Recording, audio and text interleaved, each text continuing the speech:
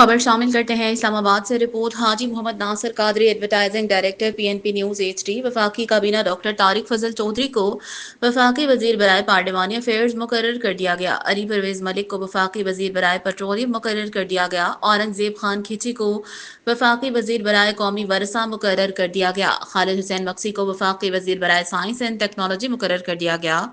حنیف عباسی کو وفاقی وزیر برائے ریلوے مقرر کر دیا گیا۔ محمد جنید انور کو وفاقی وزیر برائے میری ٹائم افیئرز مقرر کر دیا گیا۔ محمد معین وٹو کو وفاقی وزیر برائے واٹر ریسورس تعینات کر دیا گیا۔ رضا حیات حراج کو وفاقی وزیر برائے دفاعی پیداوار مقرر کر دیا گیا۔ سردار محمد یوسف کو وفاقی وزیر برائے مذہبی امور مقرر کر دیا گیا۔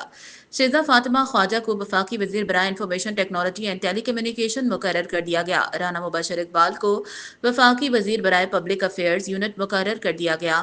سید مصطفیٰ کمال کو وفاقی وزیر برائے قومی ہیلتھ سروس مقرر کر دیا گیا۔